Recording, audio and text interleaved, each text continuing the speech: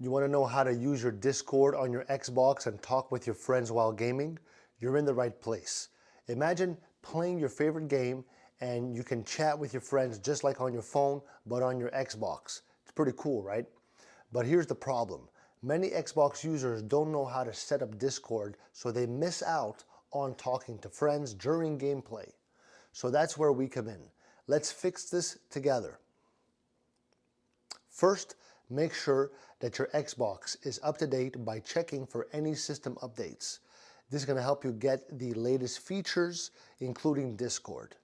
Second, download the Discord app on your mobile device and connect it to your Xbox using the Discord mobile app.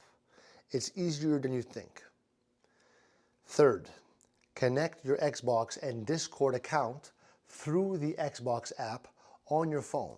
This will allow you to link your gaming sessions with voice chats. Next, join or create a voice channel in Discord, and you'll be able to talk to your friends while you game.